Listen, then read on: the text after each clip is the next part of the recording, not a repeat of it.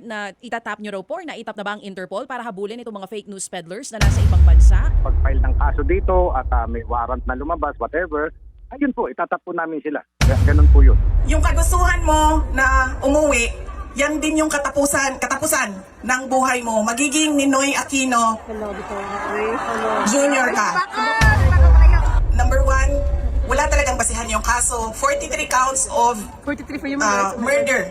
Ang sinasabi nila 2011? na thousands. Totoo yan, ma'am. Kaya minsan naisip ko, naging kaso lang ba ito dahil sinusulat sa media na thousands Yes! Bayad! ang Bayad! namatay? And that relates to transparency and accountability. Ang pagiging Pangulo, dapat nasa tamang pag-iisip ka. Dahil nasa mga polisiya mo at desisyon mo ang kinabukasan ng kabataan at ng bansa. Dadagan Balita News Update. Dadagan Balita.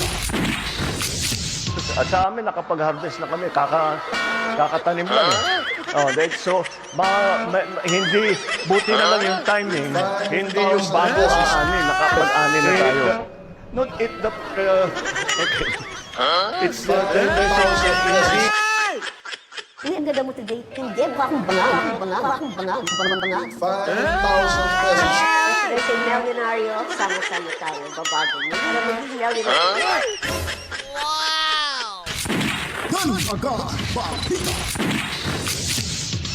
Alright, welcome back mga kabaitan. Magandang buhay ho. Kamusta ang lahat? At nagbabalik na ho tayo. So huwag mag-alala, dito na ho tayo mga kabalitaan.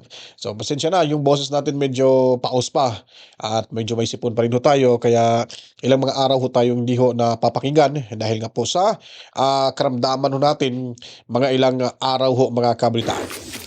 Welcome ho sa lahat ng mga nanonood at nakikinig ho sa ating munting bahay sa ating programa ho ngayon, Dadagan Balita Reaction Video News Update. Parang nanibago ako ngayon mga kabita. Pili ko isang taon na hindi nakapag bigay ng impormasyon dito sa ating bahay mga kabalitaan. Anyway, salamat po sa 55,722 subscribers ha. Maraming salamat to at sa mga nanonood, maraming salamat mga kabalitaan. Share niyo po. Damihan niyo po ng maraming likes at pinutin ang notification bell, subscribe. Huwag niyo lang po i-skip yung ads mga kabalitaan dahil po ay nakakatulong ho yan sa atin. At pinipilit ko pong mag-programa ngayon para makapaghatid tayo ng impormasyon dahil medyo ang hirap talaga pag nasanay ka na sa ganitong trabaho at parang balisa ka, hindi mo magagawa kung ano yung gusto mong gawin, lalo na pag nagkasakit ho kayo. Kaya maririnig nyo dyan, medyo parang tinatakpan yung butas ng ilong ko mga kabaitaan. Anyway, dito na ho tayo. Hindi na tayo magtatagal ha. At pakita ko lang po. At hingi ho tayo ng update dito. Alright, so napakaganda. Salamat Boss Alvin ha. Napakaganda yung sa Netherlands, no? Ang dami ho nila dyan. Nagrally ho sila. Sumisigaw sila na ibalik nyo na si Tatay Digong Duterte. Ito yung mga pictures. At yung si Maris Umali, sino pa ba yun? No? Talagang napahiya ho siya doon mga kabalitaan sa Netherlands. Talagang sinisigawan ho siya na bias kayo, Duterte. So, ganito ho, kasulid. At mas marami dumadami na ho yung mga supporters ni Tatay Digong dyan sa Europa. No? At makikita ho natin na talagang love na love nila ho si Tatay Digong Duterte. Ito po ay malaking sampal sa administrasyon dahil sila lang ho ang hindi nakakagusto kay Tatay Digong Duterte dahil sa kanilang personal interest, no? Personal na interest sa kanilang ganid sa posisyon at ayaw na ho talaga nilang ibalik si Tatay Digong or mga Duterte sa larangan ho ng politika sa ating bansa. So, tingnan niyo po. Sa balita na natatanggap po natin dito, marami ho, iba-ibang lugar sa Europa, may taga Dubai pa nga no? Sa Middle East, nakapunta ho dyan, pumunta para ipakita yung suporta. At nandyan din si Marlica, no? Pumunta din dyan mga kabalitaan. So yun po, yan lang po ay ilang mga ganap po dyan sa Netherlands at napakadami ho mga kabalitaan. At dito naman po sa balitang ipapakita ho natin dito sa inyo, nanawagan ho itong si Senador Marcolita, no? Na sana at pauwiin daw pauwiin dito sa Pilipinas dahil nakikita ho nila na malaki ho talagang problema ang ginagawa at legally arrested ho si Tatay Digong Duterte sa ayon sa kanilang pananaw at marami ho, halos karaming Pilipino ang nagagalit na ho ngayon sa administrasyong bungit mga kabalitaan. Hindi na ho tayo magtatagal, panoorin natin to dito.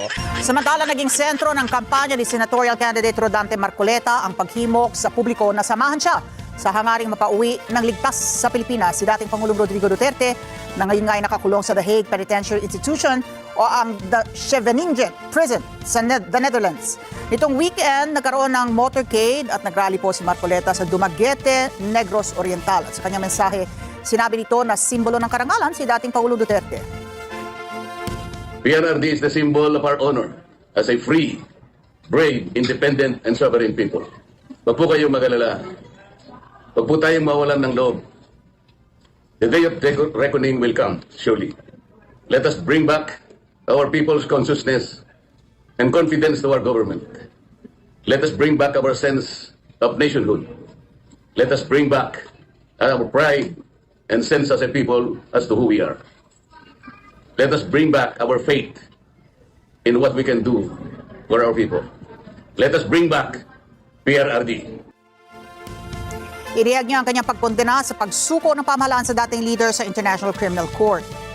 Kinwestiyon ni Marcoleta na numero 38 sa balota kung bakit si Russian President Vladimir Putin at si Israeli Prime Minister Benjamin Netanyahu ay hindi maaresto ng ICC. Gayong meron din silang warrant of arrest laban sa kanila. Ito niya ay dahil wala sa mamamayan ng Russia at Israel ay nakipag-ugnayan sa ICC para maaresto ang kanilang mga leader na kabaliktaran naman sa Pilipinas. Kasabay ng kanyang pahayag ang panunuyo sa mga taga-Dumaguete na gamitin ng tama ang kanilang boto.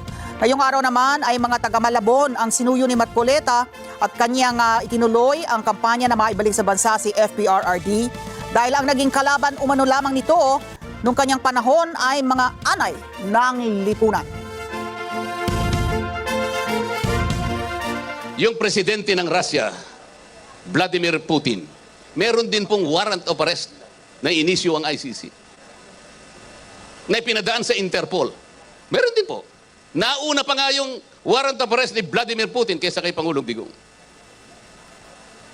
Meron din pong naunang warrant of arrest ang presidente ng Israel, Benjamin Netanyahu. Dinala rin sa Interpol. Bakit hindi po mahuli-huli ang presidente ng Russia, Vladimir Putin? Bakit hindi rin po nahuhuli si Benjamin Netanyahu, presidente ng Israel? Samantalang itong dalawang leaders na to ang pumatay ng libu-libong tao sa pamamagitan ng gyera. Ang Russia, giniyera niya ang Ukraine. Yung missile, wala pong pinipili yan. Kahit pag sumabog yan, mga bata, eskwela, ospital, kahit sino, tatamaan ka ng missile. Yun po yung crime against humanity. Ganon din po sa Israel. Pasabog dito, pasabog doon. Laban sa kanilang kalaban na kung tawagin ay Hamas. Ano tama, no? Kasi nga sa atin, di naman war on drugs naman yun. Kinakalaban naman yun ni Tatay Digong Duterte, yung mga masasamang elemento, mga kabalitaan, di po ba? At hindi naman ho na minamasaker ho yung mga tao. Hindi ka ako sinabi ni Senador Marcoleta na magbahanay na nga yung gamit nila mga missiles yan. Hindi basta-basta mga kabitan. Yun talaga, no, ang crime against humanity. Pero ba't hindi ho nila ito ma-implement diyan sa Ukraine, diyan sa Russia at saan pa ba yung sinasabi niya? No? Siyempre ayaw ho ng mamamayan. Hindi ho nila ito pinapayagan. Ang problema lamang sa ating bansa ay mismo sila, yung nasa gobyerno ngayon, ang nagpapahintulot na hulihin para ho sa kanilang sabihin na lang natin na sila ay makabinipisyo nito dahil nga pag si Tatay Digong ang lumabas sa publiko ay yung mga tao talaga makikinig at lalabas din ho sa kanilang lungga para ho mapanood at mapakinggan si Tatay Digong Duterte. Mas lalong dumadami yung taong dadalho sa mga pagtitipon-tipon ng PDP Laban. Pero speaking of PDP Laban mga kabaitan, matagal na rin akong hindi nakapag-pangampanya ho sa programa ho natin. Straight lang po tayo Lucky 10. Straight po natin para sa Senado para ho maipanalo natin si VP Sara Duterte. So lipat po tayo dito mga kabaitan sa usapin. Itong si Santiago mga kabaitan, mantakin nyo po ay tinatap na ho nila yung Interpol para daw hulihin itong mga vlogger sa ibang bansa na nagpapakalat di umano ng fake news, mga kabalitaan.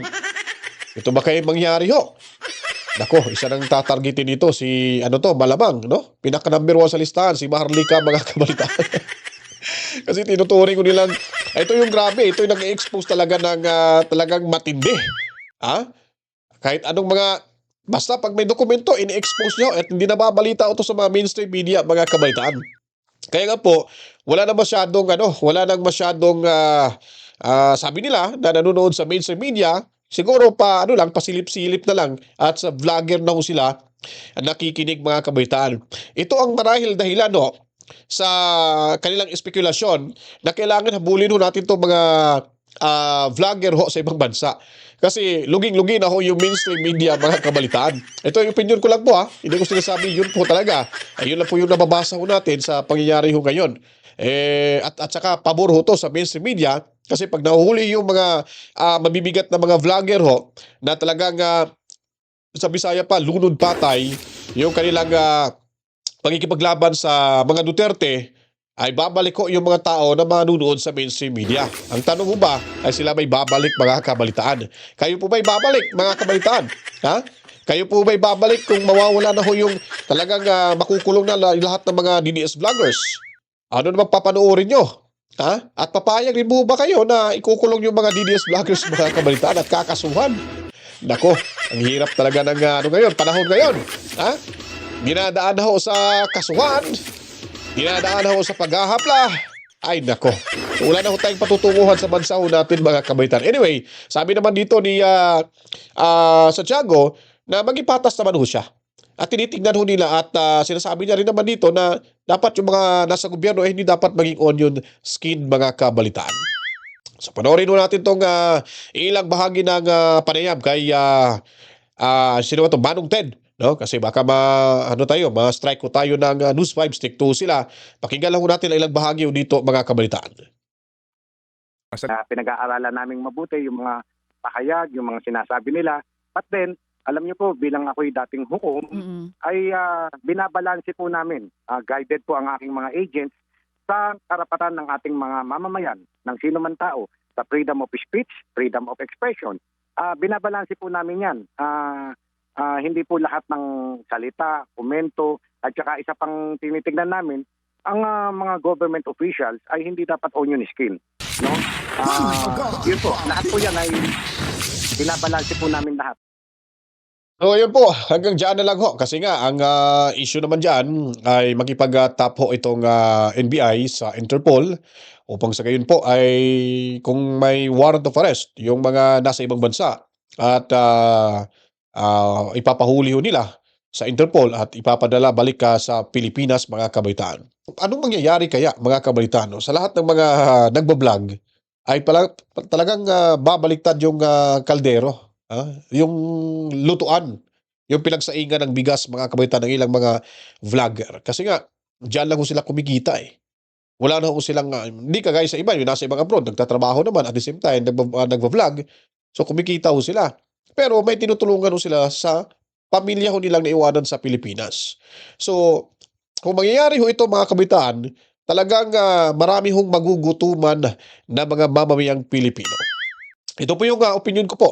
Dahil hindi ito nakakatulong sa mga OFW natin abroad na kung sila ay papauwiin at kakasuhan, ano mangyayari ho sa mga pamilya nilang tinutustusan? No? Yung kanilang pang-araw-araw. So marami ho talagang malaki ho itong epekto ho sa ekonomiya ho ng ating bansa, mga kabalitaan. Kaya tingnan natin kung anong kung pag-aaralan ba talaga nila ng gusto at yung freedom of speech, parang expression, parang inaapakan na ho, parang hindi na ho talaga wala na ho bisa ho sa kanila, mga kabalitaan, dahil nga po ay sinasabi nga nilang lalo na dahil sa kamera na ipapatawag tapos iko-contempt kung hindi rin na magugustuhan, kung hindi ho kayo mag-apologize, ay saan na lang ho tatakbo? Yung ating mga vloggers na may sarili ho silang opinion dahil sa nakikita ho nila na hindi ho nila nagustuhan, mga kabalitaan, kung ano na ho yung takbo ng ating bansa. So, ito ay para sa akin, ito lang naman siguro sabihin na lang natin na ito yung kanilang magandang pamamaraan para mapatahimik yung mga vloggers na talagang hindi ho natatakot naglalabas ng mga impormasyon laban ho sa ating gobyerno. At ito naman ay ayon sa mga vloggers na sila ay may mga basihan naman. At ito naman sa partido ho ng gobyerno ay ito ay fake news daw, mga kabalitaan. So, ewan ko lang kung anong mangyayari ho sa ating bansa. No, sana hindi magkakagulo-gulo. Sana walang mangyaring hindi dadanak yung pulang tubig sa ating bansa, mga kabalitaan, dahil kawawa ho yung mga kabataan dito sa mundong ibabaw, mga kabalitaan. So napakagulo ho ang politika ng ating bansa. Kaya mga tao ngayon talagang gaganti sa pamamagitan ho ng kanilang boto sa darating na Mayo 12, 2025. At dito naman tayo kay VP Sara Duterte at ito ay may babala ho siya sa kanyang itay na huwag umuwi, baka ho magaya daw ni Senator Benigno Aquino, mga kabalitaan. Yung ano yung kinakatakot ho nila, kinakatakutan ho ng pamilya Duterte, lalo na ho yung mga taga-suporta ni Tatay Digong Duterte. So pakinggan ho natin dito si VP Sara Duterte. Po ni Vice President Sara Duterte ang kanyang ama na si dating Pangulong Rodrigo Duterte na maaring kahantungan nito ang kapalaran sinapit rin po ni Benigno Ninoy Aquino Jr. kapag pinilit nitong bumalik ng Pilipinas. Ito po ang sinabi ng Vice President sa kanyang talumpati sa harap po ng kilos protesta ng mga taga-suporta ng dating Pangulo Duterte dyan po sa Het Malieveld Park sa The Hague, Netherlands noong March 23 kahapon po ng linggo. Ibinahagi niya po sa mga taga-suporta na sa tuwing bumibisita po siya, laging tinatanong ng kanyang ama kung kailan ba niya ito makakauwi. Paulit-ulit umanong sinasabi ng kanyang ama ang kagustuhan ng bumalik sa Pilipinas para mangampanya bilang mayor ng Davao City. Pakinggan natin po ang bahagi ng pahayag ni Vice President Sara. Kailan mo ako mapalabas dito dahil darating ang eleksyon, mag-mayor pa ako ng syudad ng Davao. Bring him home! Bring him home! Bring him home! At yun ang gusto niya. Gusto niyang umuwi. Sinabi ko din sa kanya yon pa. Sabi ko, yung kagustuhan mo na umuwi, yan din yung katapusan ng buhay mo. Magiging Ninoy Aquino Jr. ka. At sinabi niya sa akin, sabi niya, kung ganyan ang kapalaran ko, then so be it. Basta lang mauwi ako sa Pilipinas. Tapang ni Yan Tatay po ang Diggs, tinig ni mga VP kabalitaan. Sara. Inamin naman po ng Vice President na nag-aalala rin siya sa kaligtasan at seguridad ng kanyang ama. Pero pinagpipilitan po ng kanyang ama na makabalik po sa Pilipinas. Handa rin umano ang dating Pangulo na humarap sa korte at litisin. Pero dapat nga po dito sa korte sa Pilipinas. Pakinggan natin muli ang bahagi ng pahayag ni VP Sara. Nasabi niya lagi,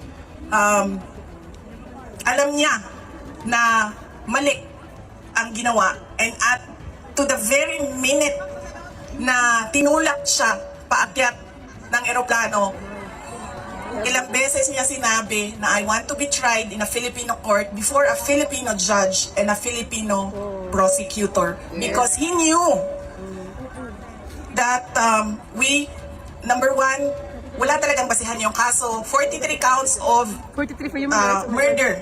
Ang sinasabi nila 2011? na thousands. Totoo yan, ma'am. Kaya minsan naisip ko, naging kaso lang ba ito dahil sinusulat sa media na thousands Yes! Bayad! ang That's it. namatay. I do not even understand paano Mas naging maharlika crimes yata against yun eh. humanity ang 43 Yeah, counts that's true. of murder na ngayon ay Hindi. lumalabas. Oh. Hindi naman ata totoo lahat yung mga witnesses at yung mga complainants. But that Tinig muli ni VP Sara. Nanawagan rin po si Vice President Sara sa gobyerno ng Pilipinas at sa iba pang mga international na agencies na ibalik po ang kanyang ama sa bansa. Idinin niya na mali po ang ginawang pag-aresto at paglilipat kay Duterte sa ilalim po ng warrant ng ICC kaugnay ng kampanya nito laban sa droga. Pinaalala rin po ni VP Sara sa mga taga-suporta na ginagawa nila ito para sa bansa. Ang laban nito ay para sa bayan. Dinaluhan ang pagtitipon ng tinatayang 2,000 mga Pilipino mula sa iba't ibang bahagi ng Europa. Pinangungunahan po ng mga taga-suporta ang mga chant na Bring him home at Marcos resign habang inaawit ang bayan ko na naging simbolo po ng oposisyon noong 1986 EDSA People Power Revolution. At bukod pa kay Vice President Sara, dumalo rin po sa pagtitipon si Senator Robin Hood Padilla, ang Pangulo po ng PDP VP Laban at dati Executive Secretary na si Salvador Medallea. At dumating rin po na naka-wheelchair matapos po siya ma-ospital po sa The Hague. Hindi naman po dumalo si dating presidential spokesperson Harry Roque na kasalukuyan po na sa The Hague pa rin matapos umalis sa Pilipinas nung nakaraang taon. Okay, yun po. Speaking of Harry Roque, talagang na-outsmart po sila kay Harry Roque, mga kabalitaan. Ha?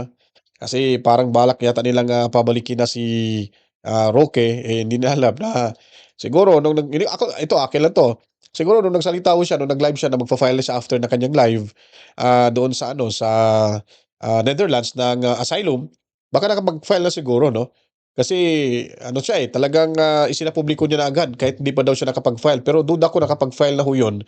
Kaya wala ho siyang takot kasi pag nakapag-file na daw ho kayo mga kabalitaan, sabi pa niya, automatically ho, candidate na ho kayo para ho sa asylum at pagbibigyan na ho kayo ng tinatawag daw, ito, correct me if I'm wrong, ito lang yung naintindihan ko sa sinasabi ni Attorney Roque na parang permanent resident ho mga kabalitaan. No? Yung permanent residency niya po ay nasa nasa Netherlands na mga kabalitaan. So, ayun, na-outsmart ho yung Juancom dahil nga po ay may warrant of arrest pala ito dahil nga sa allegation na human trafficking daw nung sa time sa Pogo at kung ano pang kinokoneko itong si Harry Roque. So ngayon, masaya ko siya at susundan natin kung ano yung magiging buhay ni Atty. Harry Roque at mag-update tayo dyan sa inyo mga kabalitaan. So dito naman po mga kabalitaan, papakita lang po natin sa inyo ang nangyari ho dyan, ibinalitaw ng SMNI, yung kaganapan dyan nung rally ho, no? Nitong bago lang, no? Sobrang napakadami ho, sabi daw ng Net25, 2,000. Parang kunti lang yata yung 2,000. Napakadami ho nila doon mga kabaitan. Pero anyways, ang point ho natin dito, para makita nyo lang po kung gaano kadami ho yung pumunta dyan sa the Netherlands, mula pa ho sa ibang panig ng Europa at sa Middle East na mga kababayan nating Pilipino kabalitaan. Matapang ang naging banat ni Vice President Sara Duterte laban sa Administrasyong Marcos Jr. mula sa kontrobersyal na 2025 national budget hanggang sa umano'y palpak na pamamahala sa bansa. Tahasang pinuna ito ni VP Sara. Grabe 2,000 na ba yun? Parang hindi Ito ang maingay ni sigaw ng mga Pilipino sa Europa sa ginanap na meet and greet activity kasama si Vice President Sara Duterte sa The Hague, Netherlands. Sa harap ng mga overseas Filipino worker, matapang na sinagot ni VP Sara ang panawagang ito. And that relates to transparency and accountability. Ang pagiging Pangulo, dapat nasa tamang pag-iisip ka. Dahil nasa mga polisiya mo at decision mo ang kinabukasan ng kabataan at ng bansa. Kaya yung pagsasabi na hindi mahalaga ang drug test sa aking kapasidad at abilidad na mamuno is tantamount to betrayal of public trust. Iginiit niya na kailangang makita ng publiko na ang isang Pangulo ay may kakayahan at matatag na pag-iisip upang magdesisyon ng tama. Hindi lang naman natin pwede sabihin, Marcos, resign. Bakit ba kailangan resign? Dahil hindi mo pinapakita sa taong bayan na maayos kang mag-isip at kaya mo ang mamuno. Sa gitna ng kanyang matapang na pahayag, binalikan ni VP Sara ang 2022 elections kung saan tumakbo sila ni Marcos Jr. bilang magkatandem sa ilalim ng platapormang Unity and Continuity. Ngunit sa kasalukuyang administrasyon, anya malayo ito sa ipinangako. Pero wala kayong nakikita ngayon na development projects. Dahil lahat yon ay nakatago sa mga proyekto na pamigay o nandoon lang sa bulsa ng kontraktor at ng politiko na gumawa kuno ng project. Hindi rin pinalagpas ni VP Sara ang kontrobersyal na 2025 national budget na niya ay ginagawang kasangkapan ng mga politiko upang gamitin ang pera ng bayan para sa kanilang interes. Pinuna rin ni VC ang blank items sa nasabing budget. Makikita ninyo na hindi handa ang Kongreso sa paggawa ng budget dahil may mga blanco doon sa enrolled bill na pinasa nila. Ibig sabihin, walang nag-iisip at hindi pinag-isipan paano ba natin gamitin ang pera ng gobyerno na makita natin na merong kapayapaan at kalambuan,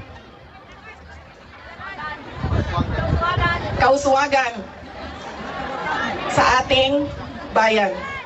Inihayag din ni VP Sara na isa sa mga dahilan ng kanyang pagbibitiw bilang kalihim ng Department of Education ay ang korupsyon sa pondo ng school building program na niya ay pinaghatian lamang ng mga kongresista.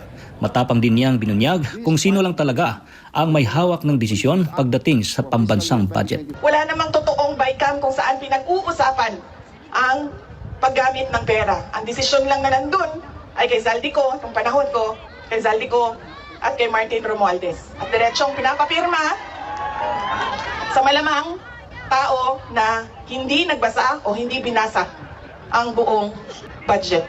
Kaya ngayon, walang nakakita o hindi nila nakita dahil hindi naman binasa na may blanco doon at pwedeng lagyan ng kahit anong amount yung mga blanco sa budget.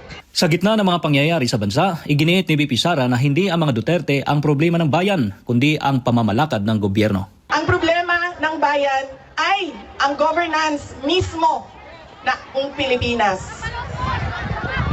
Yan ang problema ng bayan. At dahil may problema sa gobyerno, ay tuloy-tuloy ang kahirapan doon sa ating bayan. Nakikita nyo yan dahil dumadami ang nakikipagsapalaran sa ibang bansa.